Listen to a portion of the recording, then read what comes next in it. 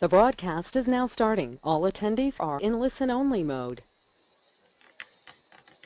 Good afternoon and welcome to you all to How to Get to the Fabulous Sexy You.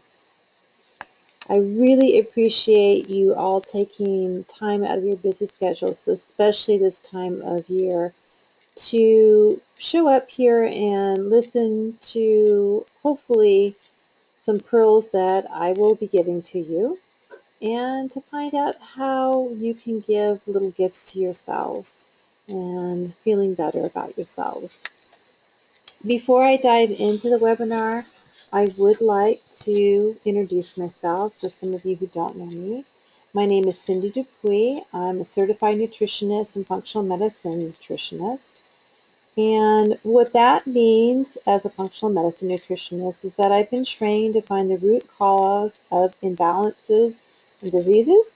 I've been basically trained to become a detective, to find the root cause of problems and healing from the inside out. I received my degree in dietetics and food administration many moons ago, but what got me to functional medicine was basically my own health crisis, which happened about 12 years ago.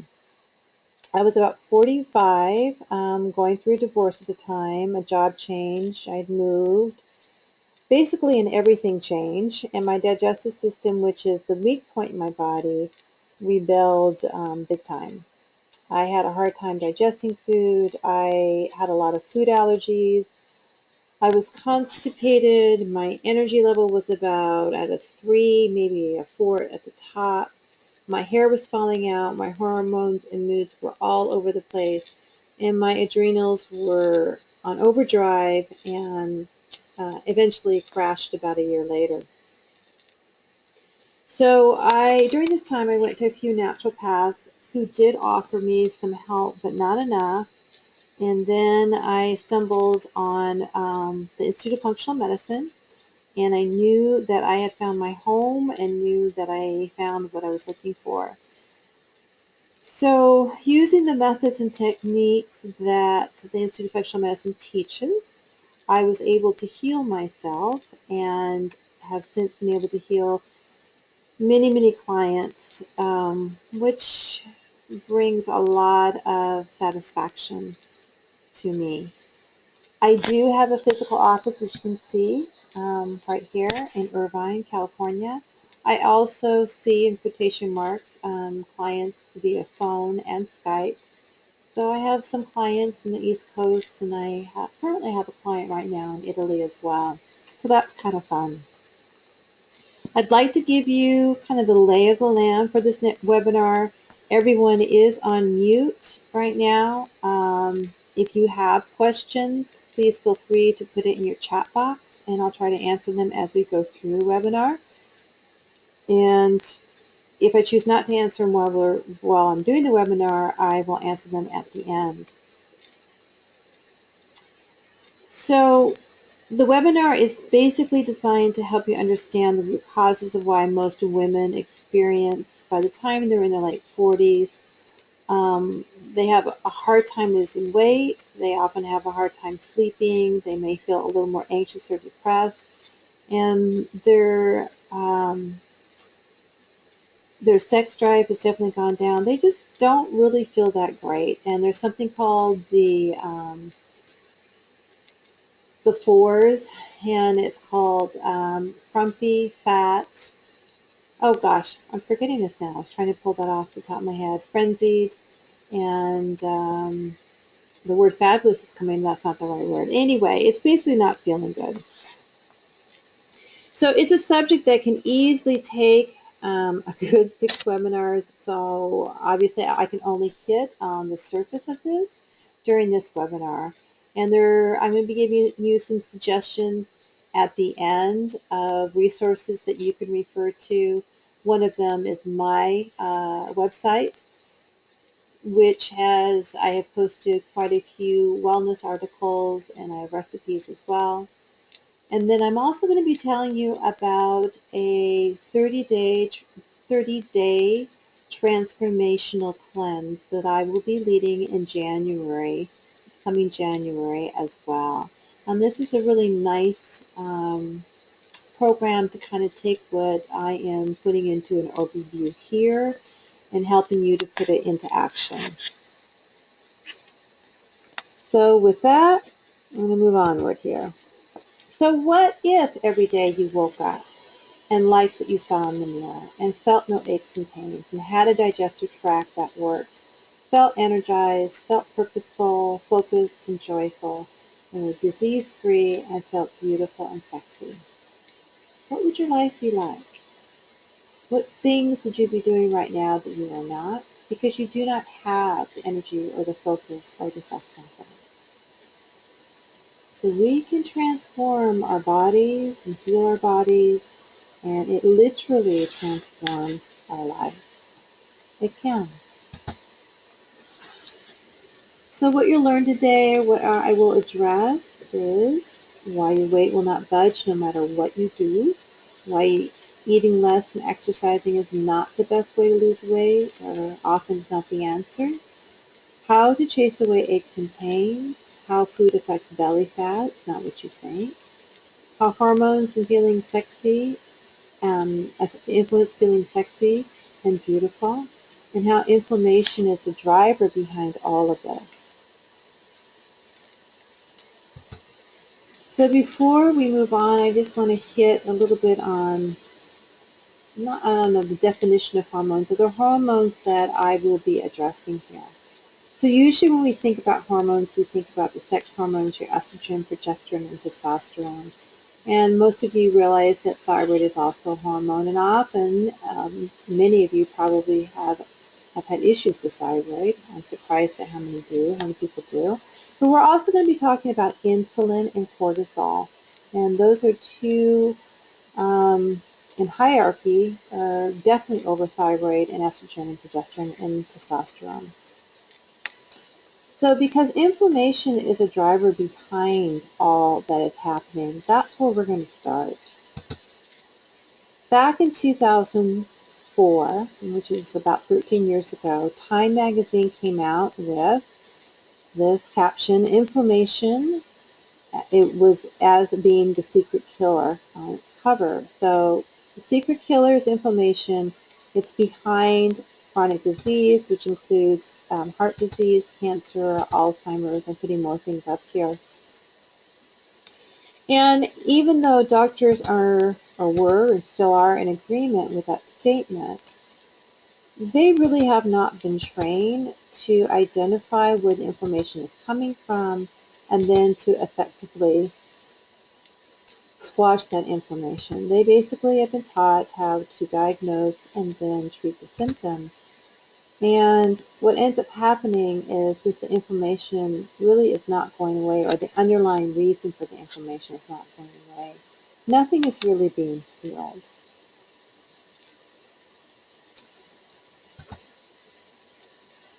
So what are the signs that you're inflamed? Well, other than overt disease is being expressed, there's often signs before that. And these are the signs that most doctors miss. And these are the signs that can make you pretty cruddy, feeling pretty cruddy, and just not feeling yourselves. So one would be the inability to lose weight no matter what you do. Usually there's some sort of inflammation going on, either your brain, your body, your digestive system. If you experience puffiness and general bloating, diabetes, or blood sugar dysregulation, you have less than one bowel movement a day, or IBS, if you experience unexplained crankiness or anxiousness, an addiction to carbs and sugar, caffeine, or alcohol, low energy, feeling sluggish, if you experience aches and pains, increased anxiety or depression, if you're tired but wired, sleep is hard, um, going to sleep is often hard, yeah. If you have increased allergies, sinus problems, and skin breakouts or rashes, that's also signs of inflammation. This is coming out through your mucosal cells. Or if you experience hair loss. So if you've answered yes to 3 or more of these, there's probably a good likelihood that you're inflamed on some level and need some help. And the first thing I like to look at is your stress level, which can come in many different forms, which we'll talk about, and your cortisol levels.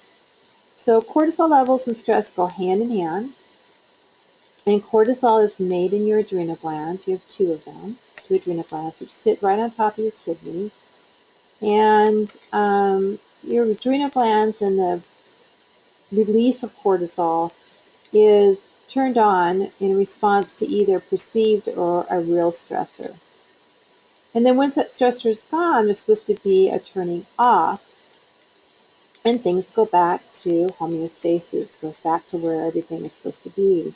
The problem for us these days is that that's not what's happening. We kind of have this cortisol drip that's going all the time. And this cortisol drip will directly lay down that belly fat, which is also called visceral fat. And it's this visceral or belly fat that's very inflammatory. And guess what?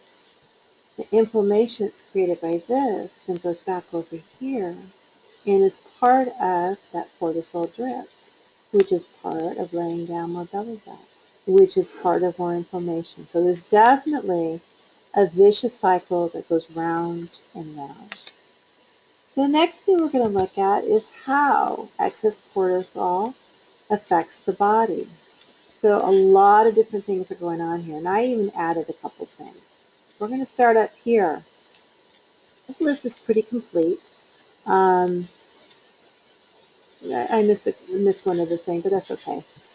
So we can have decreased metabolism for a variety of reasons, but one of the reasons is that cortisol does directly affect thyroid hormone, and you're going to see that about 2 slides down from here. It affects your mood, so it affects your neurotransmitters, so we can have either depression or increased anxiety. Hypertension. So there's a hormone that's produced in the adrenal glands that is influenced by cortisol and influences hypertension, and also can cause low blood pressure, depending on what's going on. Chronic fatigue, which is caused by inflammation, so we have this going back and forth in cortisol and inflammation. We can often see sleep deprivation for different reasons, and I'll talk about that a little bit more. Migraines, we have tunnel vision, we have acid reflux disease or anything going on, compromised digestive system. You can feel hostile, hunger, so your appetite goes up, sorry about that. Arthritis, so increased muscle and joint pain, and which can affect the immune system. So cortisol also affects the immune system in a big way. It actually decreases the immune system, so it makes us more susceptible to being sick and getting buggies. And it can actually be a precursor to an autoimmune disease, so an overreaction to things that are going on in our body to actually occur, which would encompass Hashimoto's, which affects the thyroid, would encompass celiac disease, that's autoimmune. Type 1 diabetes is autoimmune. Rheumatoid arthritis also is. There's more. MS, those are all autoimmune. So cortisol affects laying down of visceral fat around the belly and between the organs, and it also affects blood sugar. And I want to be clear here before I move on that cortisol is not bad or evil. It is essential to our survival. We need it to help our body respond to any type of change. Changes even as small as temperature or in blood sugar levels. It's designed for acute bursts of stress and energy, but not the 24/7 production that's happening for so many and causing a dysregulation of the cortisol and overproduction and or underproduction. So we've got a real problem here. So we need, I think it's wise to look at what our most common stressors would be. I usually would have put food on top, but I guess I switched it up with sleep just because I've been running into so many people that are having such a hard time to sleep, and that's such a place where we repair. So not enough sleep. Inflammatory foods or frankenfoods. Compromised digestion under and over exercise. Yes, we can exercise too much, it causes inflammation. Prescription medications, nutritional deficiencies, and going back up to prescription medications can cause inflammation, but they also often cause nutritional deficiencies. So we can get that from our medications, or we can get nutritional deficiencies from what we eat or lack of what we eat. Our phones and social media, the media in general, is a huge source of just a bombardment of information and often not good news and just things that we have to process. If there's a change of any kind, including losses, losses are kind of obvious, but a change of, let's say, where you live, change can be positive, but it's still change, and it is an interruption and it's a stress to our system and psyche. Long working hours, being really fatigued, not having downtime and commutes is a problem. Our thoughts, our stinking thinking is a problem. Too much stimulus, again, not enough downtime, and then injuries and illness. And I think we forget about that. I think we forget that if we can sit or if we're injured, that it is going to be a stress to the body, and the body needs to concentrate on healing itself. And we often don't honor that, and we don't slow down at all, and that can contribute to an overall inappropriate cortisol response. So I want to talk about cortisol and hormones, and this is what's happening in the adrenal glands, and don't be scared, I'm going to take you through this, okay? So you can see, first of all, that what's coming out of the adrenal glands, okay, we've got our sex hormones, we've got testosterone, we've got estrogen, we've got progesterone, sorry about that. We've got cortisol, we've got aldosterone, we've got a couple intermediaries, we have DHEA, and I'm going to talk about all of these. So for women, obviously, progesterone and estrogen are produced in the ovaries, and for men, testosterone is produced in the testes. But all three of these hormones are also produced in the adrenal glands, and to varying degrees. And as a woman starts to move into perimenopause or menopause, if her cortisol levels or adrenals are dysfunctioning in either way, there's a good chance that she's going to feel the effects of the hormone shift and the turning down from the ovaries, and I'm going to show you why.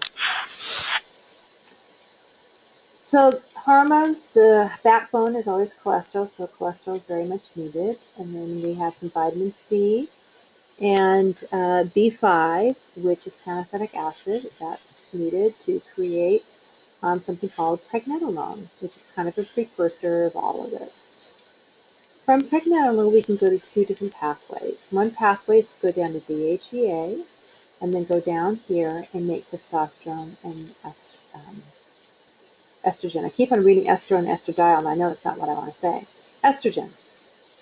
Or it can go to this pathway where we make progesterone, and then from progesterone it can go through pathways and go back over here making estrogen and testosterone, or it can come down here and make cortisol, or it can come down over here and make aldosterone. We know that's a hormone because it ends in O and E. Okay?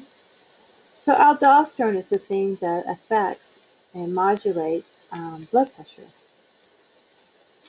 So if I have a client that comes in that has high blood pressure, I will often look at their adrenal glands and see the condition of the adrenal glands. And I will look for a little inflammation as well to see where possibly that's coming from. I do use blood work. I can't order it, but I use it. And one of the things I look for with adrenal fatigue is using blood without even cortisol being measured. If there is a high level of potassium, often that means that there's an overreduction of cortisol, so someone is kind of on a stress mode.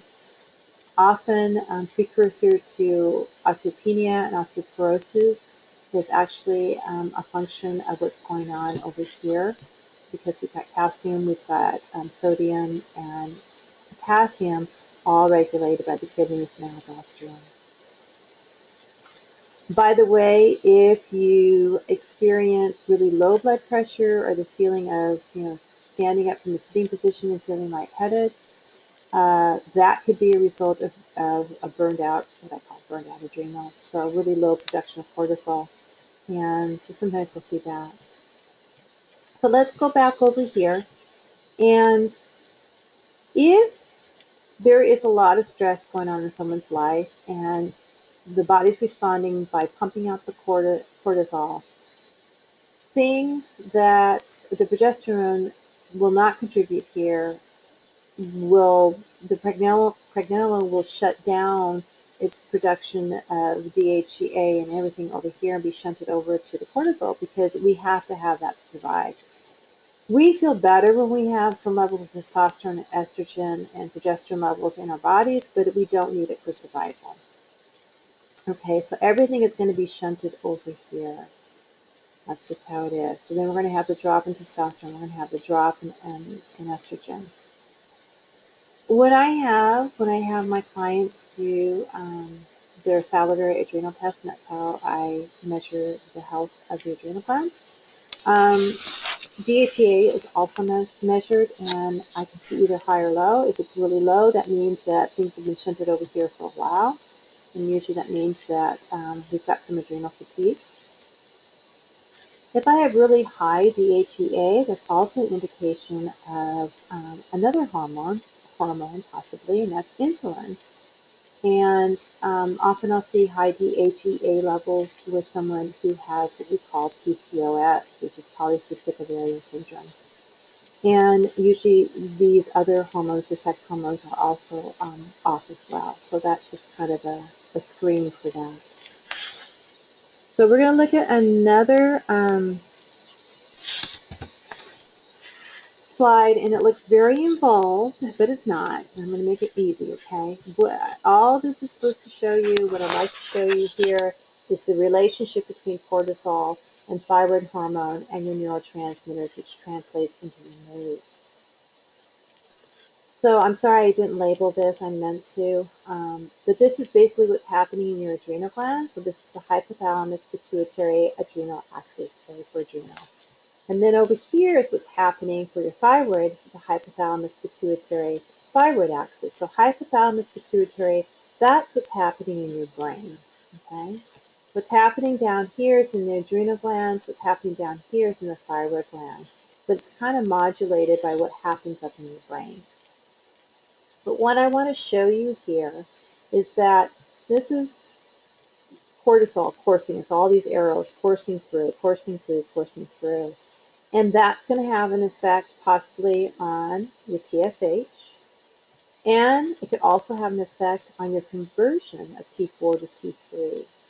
So your thyroid, your metabolism can be influenced by cortisol, inflammation, all of that. Okay, so that belly fat again can be a direct uh, can be directly related to inflammation in general. It can also be directly linked to what's happening with your thyroid. I always look at adrenals when I look at thyroid. Also, if there's a lot of cortisol coursing through, then it's going to affect your dopamine, your epinephrine, so your feel-good hormones. It's also going to affect serotonin. So it can actually pump your catecholamines up in kind of a stress response.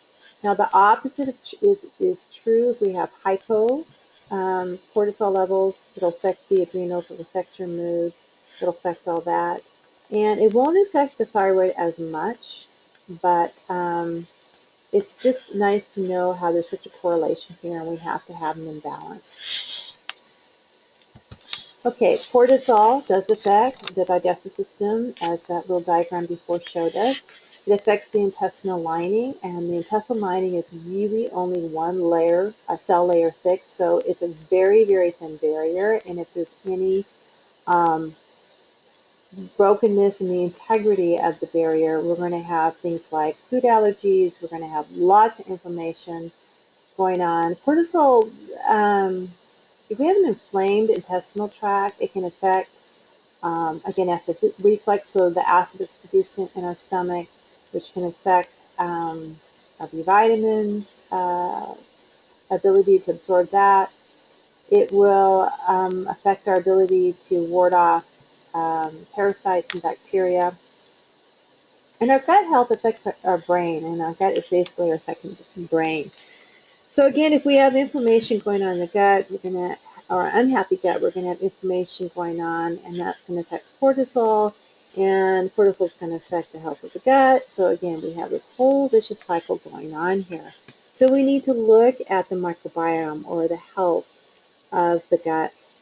We need to look at parasites. We need to look at the absorption. We need to look at food allergies. So there's a lot of natural ways of cooling inflammation, and I mean, some of them are just the antidote of what causes inflammation, obviously. The first three things that I do address when someone comes to see me is their diet, uh, sleep, and digestive system. And I added stress up here too. And you know, in the hour and a half that someone's with me in an initial consultation, I do find out a lot about them, because I do need to know what the stress level is and where it comes up for them, because that's part of this the whole healing process. It can't be separate. So, adequate sleep, incorporate daily body movement. It's really it's helpful on so many different levels, on insulin levels, on just de-stressing our brain. We need to learn to quiet the mind. And then there are 7 supplements that I like to recommend, and I'm going to go into all of these, okay? And obviously taking a break from the media. So I'm going to go into what I mean by eating real and living foods. So we are beautiful living organisms, so it only makes sense to put foods that are living into our bodies. And foods that I'm talking about are foods that are pesticide-free, they're grass-fed, they're raw, full of color, free of preservatives, artificial colorings, and flavorings, and prepared with care and love. And they're foods that will spoil in 7 to 10 days at room temperature. These are what living foods are. And eating real food does not mean that you have to eat blandly or eat bland and tasteless food. Um, God, there's so many wonderful recipes out there, and I've explored some of them. I have posted some of them on my website. Um, it does mean that you have to stop buying Nabisco and Kellogg's and General Mills. So shopping at the big stores is probably not the best way to get your food. You need to become a label reader. Knowing your ingredients is a must. Uh, Buying at Trader Joe's and Sprouts and locally, farmers market. And then online, there's a market called Thrive Market. And their prices are pretty good. So you might want to check that out. Buying organic whenever you can, staying away from GMOs, especially the Dirty Dozen. You can look that up if you don't know what those are. And then I put eating like a paleo man, basically taking the grains out. And I would probably like to amend that and say eating like a pegan man, Pegan. And that is eating fairly paleo. I know it's a new big buzzword. You can look up what exactly that means, but paleo is basically giving up all grains. It is giving up potatoes and even beans and lentils in the legume family.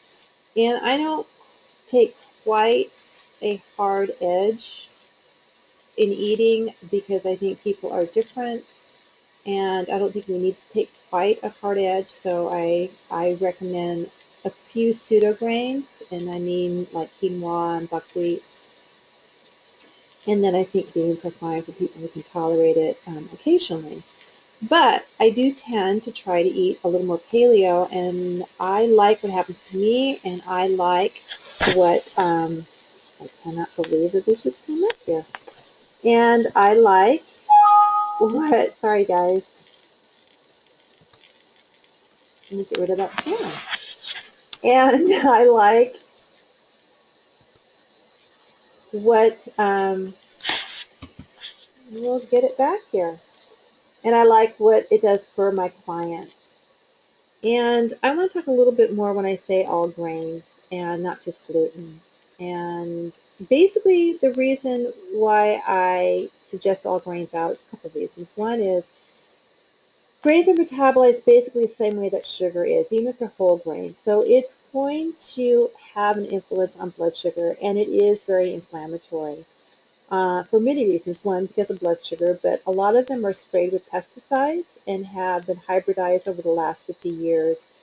And the storage and processing of grains have changed as well. And often they can get a little moldy, and the toxins from the molds are very inflammatory.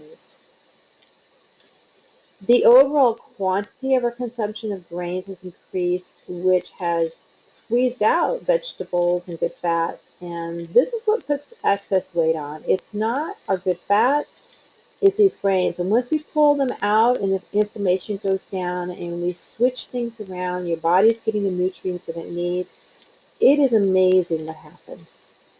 And just a little tidbit here. You know, the advent of eating cereals and toast and bagels, what is a traditional breakfast for a lot of people, and orange juice, really has only been around since the early 1900s. And the portion sizes were much smaller back then, too. But the advent of this type of meal, cereals in general, was from the Kellogg brothers, one of whom was a doctor and the other was an entrepreneur. And the doctor was looking for an inexpensive way to take care of constipation for his patients. And so he made the cornflake. And the corn gave more fiber, but probably had an irritative factor as well, which corn does for a lot of people, which could have helped with elimination. The other reason why I recommend going away from grains, all grains, with the exception again of buckwheat, um, and as far as flours are concerned, I do recommend cooking with almond meal or almond flour, and then coconut flour as well. But the gluten-free industry has become a massive booming industry that charges a lot of money, and it really surprises me, and it makes me a little angry. And they often use ingredients that are not much better than what's in, the packages that have gluten in it. So it's not really a good trade out. They often have a lot of sugar and not so good fats as well. So it's just best to stay away from them. So one of the things to ask yourself is when you're eating, would a caveman or cavewoman be eating this food? We have to remember that we have not evolved that much over the last 50, 60, 100 years. I mean, that's not very long. But our food supply has changed tremendously during that time period. So the trick to enjoying good, tasty, healthy food is to use plenty of herbs and spices, as well as a fair amount of good fats to feel satisfied and satiated. Okay, so we're going to move on to sleep. What happens when we sleep? Our body heals. We get to reduce inflammation. Our cortisol levels are reduced. Our growth hormone is increased, and that helps us to stay young. There's muscle repair with that. Our thoughts are quieted. We are literally renewed. And our hormones have a chance to balance. So I want to bring your attention, if it isn't already there, just to the woman here, and I'm wondering how many of you listening in can relate to her, just kind of looking at the clock going, God, I got to get to sleep, but I can't. And we do require 7 to 8 hours of sleep. I know some people get by with 4 to 6, but they're not really getting by. It's going to catch up. There's a lot of inflammation from that not happening. And the hours that we get the most benefit from sleeping is between 10 p.m. and 2 a.m. And so if you're going to sleep like at 12 and 1 a.m., and even if you're getting 7 hours then, you're still not getting the quality of sleep that you could be getting if you were sleeping during the hours of 10 p.m. and 2 a.m. Inadequate sleep has been a major stressor on the body and has been implicated in obesity, insulin resistance, heart disease, and a lot of other health issues. And I'm sure that most of you can also relate to when we're tired, we don't usually make good choices in eating. I mean, we kind of reach for the cup of joe during the middle of the day or an energy drink and then something sweet, especially in the afternoon we have that dip. And again, we have to think of what that does. That increases cortisol, that increases inflammation. So for those of you who have a really hard time going to sleep and you stay up late, what's probably happened is your circadian rhythm has shifted. And some people just naturally kind of tend to go to sleep later and wake up later. I mean, it's just kind of how we were born. But usually it kind of keeps on slipping, slipping, slipping, and we need to pull that back. And what's happening is our circadian rhythm, our normal cortisol circadian rhythm, which should be highest in the morning when we want to get up, and then it reduces throughout the day, and then right before we go to sleep, it should be at its lowest. What happens is I get switched around for a variety of reasons. So part of that's lifestyle, part of that's stress. And so what we can do is switch that by using different herbs and supplements. And I think it's really important to do. One of the best ways to kind of help reclaim or renew or reset, that's the word I want, reset your sleep cycle is to be out in nature and go camping, because we tend to kind of follow the rhythms of what's out in nature. Calming your mind specifically would be, taking 20 minutes out daily, meditating, pausing to appreciate, to give yourself a gift of a lavender bath with Epsom salts. Find a community that supports and encourages you. Try to move at least 5 days a week. Walking is just fine. Do something that you like. Yoga is wonderful, and I put preferably not with a video. And the reason why I said that is I think it's important to just let go and let someone lead us a couple different times during the day. We're so used to being in charge, and it really is a gift when someone guides us and we don't have to think about it. And we're with other people as well, and we're sharing energy. And on that note of yoga, there are many, many different types of yoga out there. I am a Bikram yoga instructor. I didn't say that in the beginning when I introduced myself. So it's done in a heated room, and there are occasions when that's not the type of yoga that I recommend to somebody. If I feel that their adrenals are really taxed at the time, the heat is going to be a big stressor on them, and they really can't handle that. So, and I've experienced that myself, as a matter of fact. There was a time when I could not handle the heat, and I had to really be careful. I'd be wiped out for hours afterwards. So there's restorative yoga, there's more meditative, and I encourage people to find out what it is that resonates with them, and it'll change at different times in their life. And one of the benefits of yoga is that it cleans and squeezes out the lymph system, which is part of our immunity and inflammation as well, and very much needed. Get outdoors, it helps to calm your mind and learn something new and stay curious. Is there anything else I want to say here? Just that gratitude changes everything. And I think a lot of you already know that. So I'm going to move on to the supplements that can help. There's 7 that I like to recommend to reduce inflammation. And one is omega-3s. I put 700 to 1,000 milligrams. You can go up to 3,000 milligrams if you're feeling really inflamed. But what you have to do is get a supplement that is distilled or concentrated, or you can be taking pills to Timbuktu. because I'm not talking about 1,000 milligrams of fish oil. I'm talking about 1,000 to 3,000 milligrams of EPA and DHA combined, and that is the active part of the fish oil, the actual omega-3. So you have to turn the bottle around to actually see how much is in there. I like proteolytic enzymes as well, and for them to be effective as far as inflammation is concerned throughout the body, you need to take them away from food.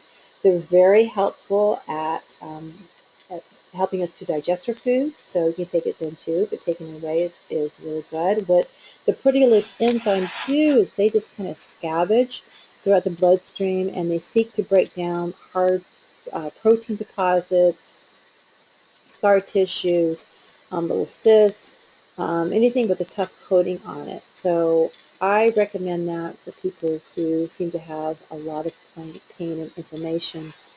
Turmeric is a wonderful, wonderful spice, and I recommend 500 milligrams to 1.5 grams, which is a lot, but this is a therapeutic dose. We have to make a difference here, not just piddle around. The amount that we would find in our food is basically a maintenance dose. Turmeric also, I just read recently, it seems to be very helpful with blood sugar regulation and helps to reduce dementia, which is now being considered type 3 diabetes. So Alzheimer's and things like that, they are actually calling it a type 3 diabetes, which is very interesting. And that here again, that has to do with blood sugar regulation and inflammation. Remember, blood sugar inflammation and Alzheimer's and Parkinson's is inflammation of the brain in some way, shape, or form. So magnesium is essential. It has over 300 functions in the body, and it's nature's way of calming us down. And I would say about 60% of Americans are deficient in this. Magnesium helps the heart, our muscles relax, overall anxiety, helps with bowel movements. There's about 6 different types of magnesium, and I have written a post on my blog about the specific types and where, when you would use each type, or maybe even get a combination. Um, I would like to discourage you from using magnesium oxide. It's the least absorbable form. Vitamin D um, is really important, and you want to make sure that your vitamin D levels on labs are 50 to 100, right in between there. Anything below 50, I feel you need to have some supplementation. Vitamin D is linked to cancer, it's linked to autoimmune disease, so we go back to inflammation again. And then vitamin C is really important, not only to help support the adrenals, but also important to produce collagen, which is needed to heal your muscles and tendons and ligaments. And it is a natural antihistamine. And as we become more inflamed, we tend to be more sensitive to histamines, which we can find in molds, and it's naturally occurring in foods. And so all of a sudden, rashes and allergies can start cropping up where they didn't used to be. So vitamin C is very important, and I just do want to also point out that a lot of medications we take to reduce inflammation, like even over-the-counter Tylenol and Advil, actually disrupts or chews up vitamin C. So here again, we have this catch-22 that's going on, and vitamin C, which would help reduce inflammation, which would help the healing, and all of that is compromised when we take an NSAID over the counter. And then lastly, I like a probiotic because it supports the gut and helps to reduce the inflammation and helps to keep a healthy microbiome, which is the bacteria in our digestive system, which mediates so many different things. So that was a lot of information. And how do you put it together? And how do you start taking steps to make it work for you? That would be the big question here. And what I've done is I've listed 3 different doctors that I like very much, and what they've written, but you don't have to get their books here, but even just going online and signing up for their newsletters or whatever they do, or looking at their blogs. But Sarah Godfrey is great as far as hormones and things like that. She's written The Hormone Cure, which I have read, which I really like. She's come up with another book I have not read, but I highly recommend keeping up with her. And then Dr. Mark Hyman, I think he's pretty well known now. He is on the board of the Institute of Functional Medicine, and he's written many, many different books, and Ultra Metabolism is one of them, which I really, really have enjoyed and used a lot over the years. I probably got this book about 10 years ago. And then Chris Kresser is my new love here. I discovered him, and he has written The Paleo Cure, which I have not read, but I've read a lot of his blogs, and I really enjoy listening to his podcast. He's got lots of really good information, and I like where he comes from, and I think he does his homework. All 3 of these do the homework. Like I said, Chris Kresser is my new love right now. One-on-one support with me is available, and I don't know if I've already talked about that at the beginning. I'm forgetting, but initial consultations are about an hour and a half FaceTime with me, with a half an hour of me looking at the labs and putting together a protocol. And also included in the initial consultation is a 30-minute follow-up. So it's about 2.5 hours of my time, about 2 hours of FaceTime total, and it's $225.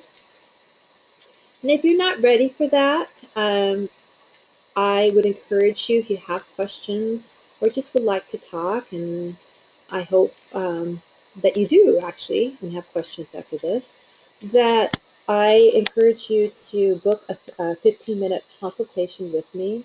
All my consultations can be booked online through my website. And then lastly, well, here's my website, by the way, okay. I am going to tell you more about the 30-day transformational cleanse beginning January 14th.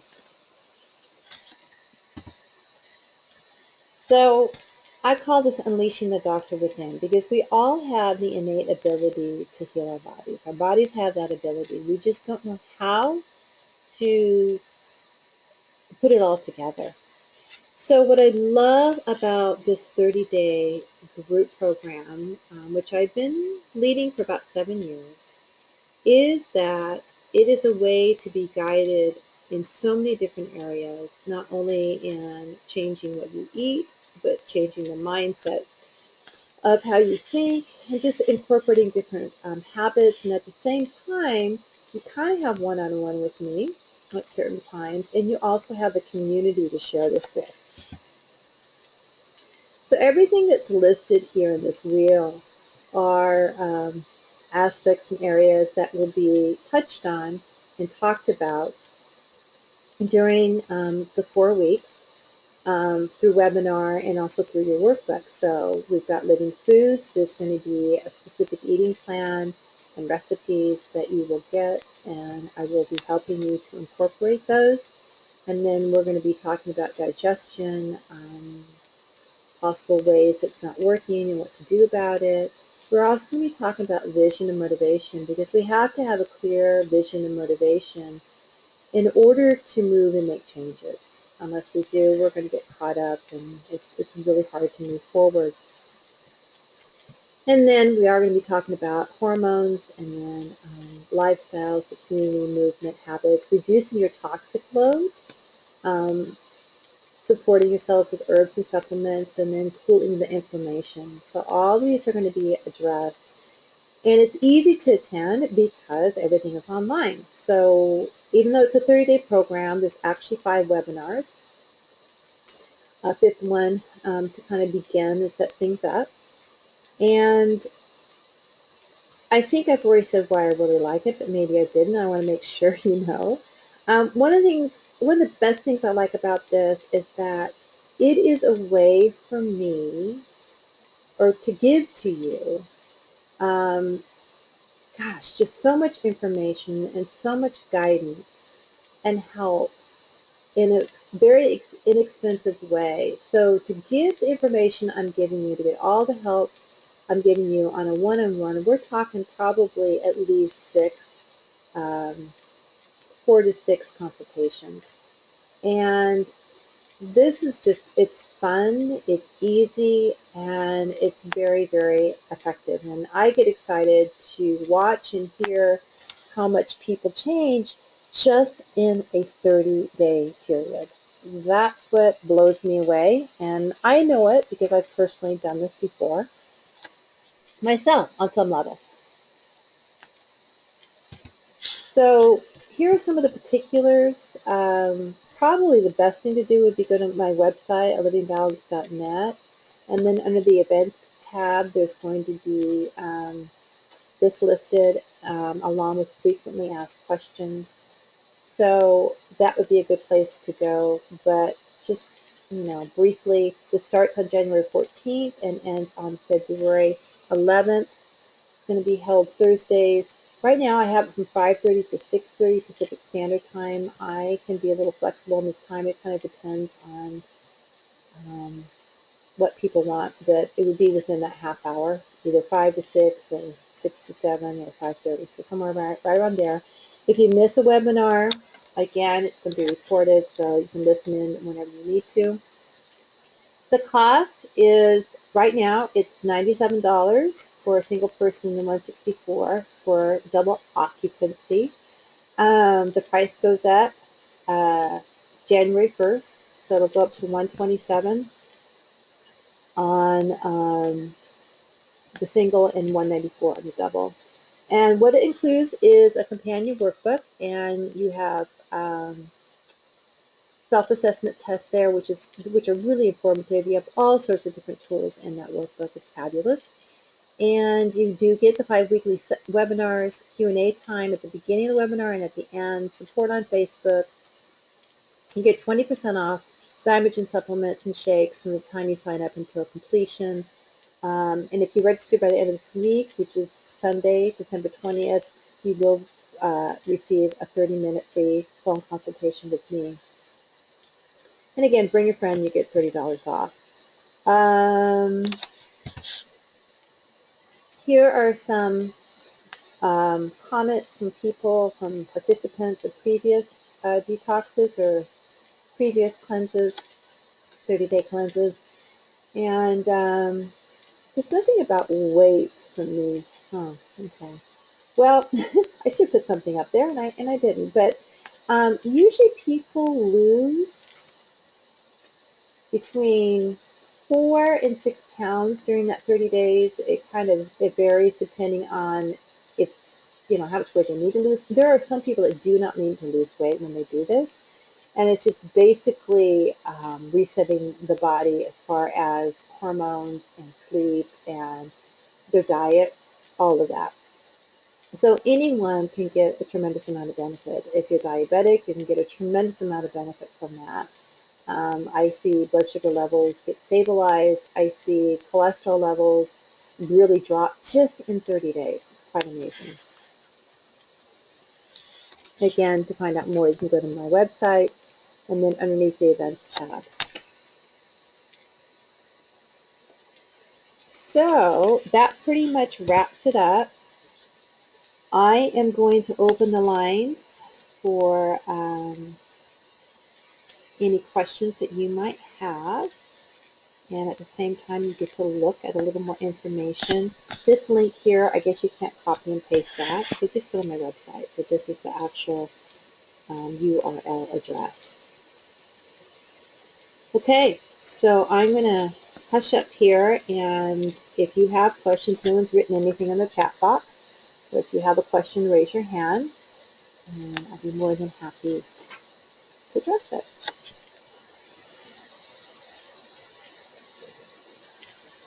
So I have one question here. Can I book a 15-minute phone consult with you? How do I do that? I have an appointment scheduler on my website, so the best place is to go there, and you can very easily book your appointment with me there, and I hope to talk to you soon. And someone else has a question about the Pegan, P-E-G-A-N diet or eating plan, diet. And again, it is similar to paleo, but it is not quite as restrictive. I think it's a little more well-rounded and easier to adhere to. There are instances when I do think paleo is needed on a temporary time, for a temporary time, and even the keto diet, which is fairly extreme, which you will actually learn about if you do um, join another 30-day cleanse. All right, so it looks like that is it. So I want to thank you all for coming. I appreciate it. I appreciate you listening if you weren't here on the live webinar. And I hope you have a wonderful holiday. And I hope I get to hear from many of you. Alrighty, take care.